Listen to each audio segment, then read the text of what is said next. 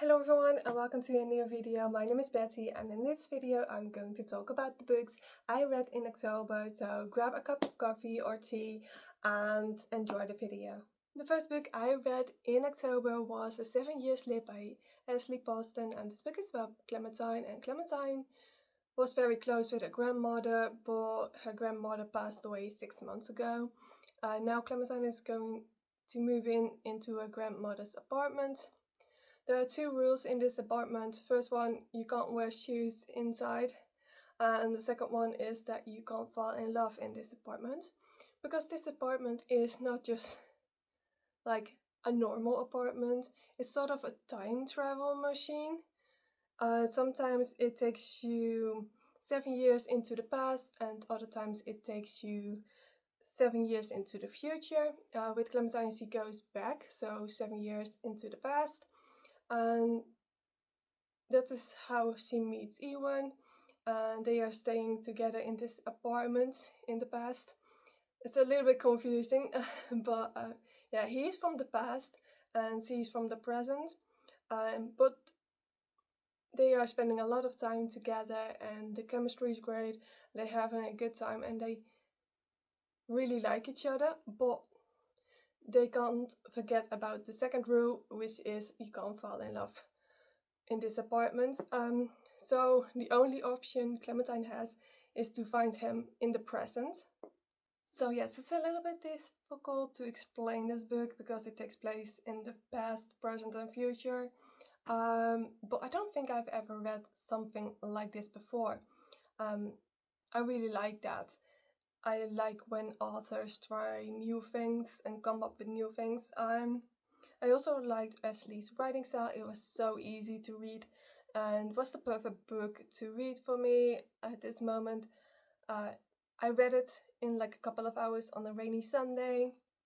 I really liked the time traveling aspect in this book, and I definitely want to read more of Ashley in the future because I really enjoyed reading this. The next book I read was Fourth Wing by Rebecca Yarros. I read this book last year, so I'm going to keep it short, but I wanted to read it again because I also want to read book 2 and book 3 very soon, and it was so much fun to dive in that world again. It's still one of my favorite books like ever, and I really enjoyed it. And I honestly can't wait to read book 2 and book 3. The next book I read was The Deal by Elle Kennedy, and this is the first book in the off-campus book series.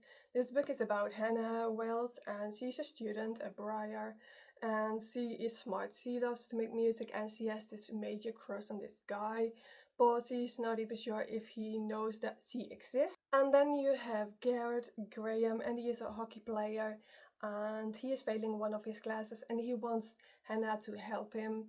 But she turns him down and she doesn't have the time for her, the energy, and she's just not in the mood to help him.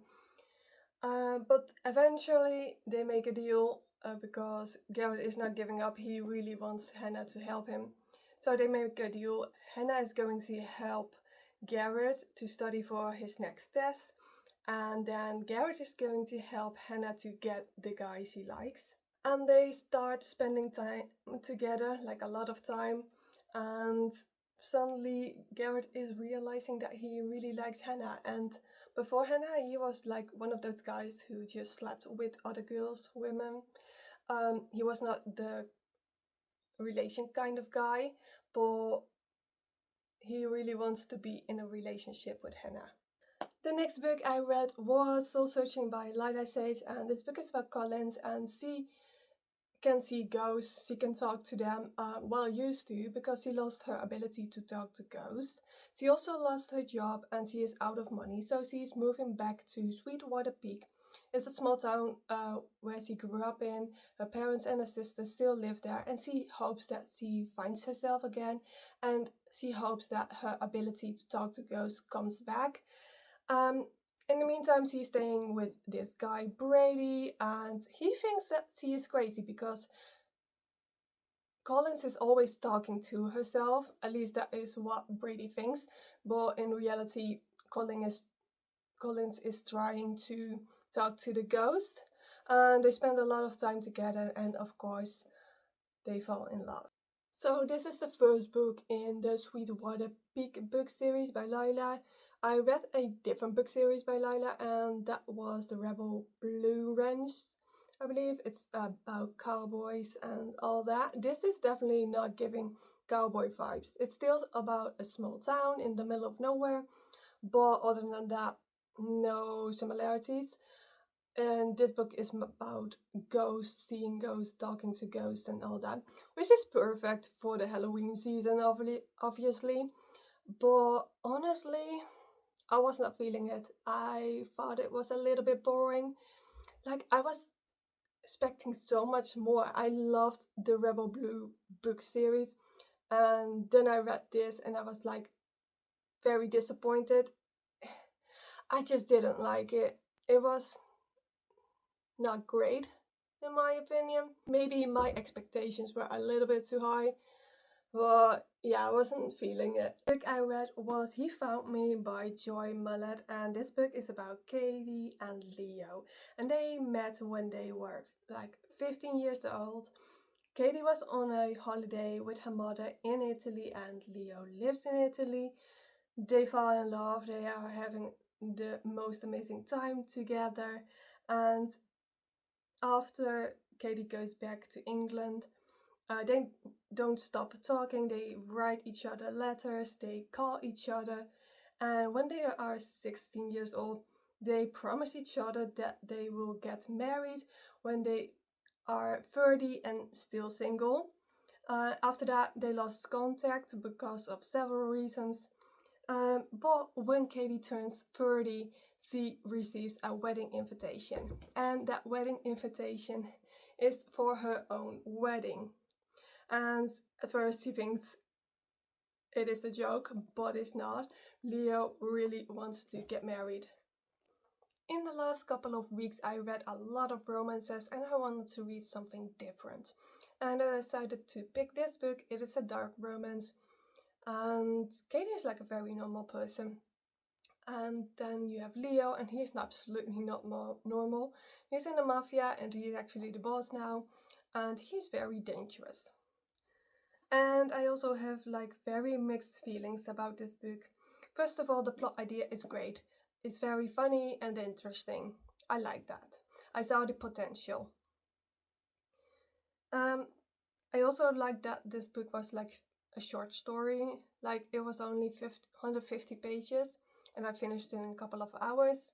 Sometimes you just don't want to read a 600 pages long book, so that was nice too. But there were also a couple of things that I did not like, and the first thing is that there were a lot of grammar mistakes in this book, like a lot. Even I could see that, and English is not my first language.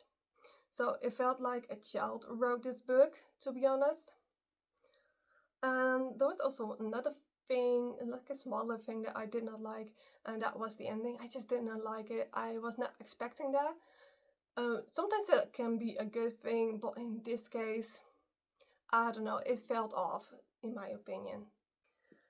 The next book I read was Rewits by Lucy Jane Wood, and this book is about Belle, and she works at a bookstore. She has a pretty normal life, but she's also a witch. And when she turns 30 years old, she has to show up at this trial, and they will test if she's a good witch or not. And if she fails, she will lose her magic. And the trial does not go well for her, but she gets another chance, and she gets the help from a mentor and a watchman to improve her magic and witch skills. So this is a witchy romance story. To be honest, the first half of this book was a little bit too boring for me. Nothing really happened, and it was just a little bit too slow. But I decided to continue reading because I just wanted to see if something was going to happen in the second half. And luckily for me, there was a lot of things happening in the second half of this book, because someone did not like Belle, and this person was trying to make sure that she would lose her magic, and in the end it got like very dark, which was very fun, not for Belle obviously, but for me as a reader. And yeah, so I decided to give this 3 stars just because I did not like the first half, but the second half of this book was actually really great. The next book I read was The Housemaid's Secret by Frida McFadden, and this book is about Millie. Millie just got fired from her cleaning job and is now looking for a new one because she has to pay her rent. And it is not easy for her to find a new job because she has this prison record, so not everyone wants to hire her. So when Douglas Garrick calls her and offers her a job, she takes it. Douglas Garrick is like one of the richest men in New York and is also married to Wendy. But Millie has never met Wendy because Wendy stays in one room because apparently she's very sick. But Millie hears her crying a lot, and then she also finds blood on her clothes. And now Millie thinks that Douglas is very abusive towards her and she wants to help Wendy. So I really love this book. This is the second book in the series and it's also the second book by Frida I have read so far, and so far I'm obsessed. I love her books. I'm more of a romance type of woman. Most of the time I just read romance, but I just love Frida McFadden's her books. Her books are so good. I love the plot twists in these books, and it was just pure perfection. And the next book I read, which is also the last book I read in October, was Game Over by Bella North, and this book comes out in January. But thanks to NetGalley and Bookouture, I could already read it. So this book is about Dylan Sullivan. He used to be a football player, but he got injured and he just got the terrible news that he won't be playing anymore.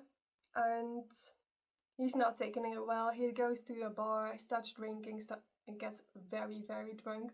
The next day he wakes up with a hangover and 18 horses, because while he was drunk he bought 18 horses and also hired the range hand Izzy. So Izzy is not very happy at this moment, and that has everything to do with Dylan because he is not taking this range seriously. He is basically ignoring the fact that he bought 18 horses.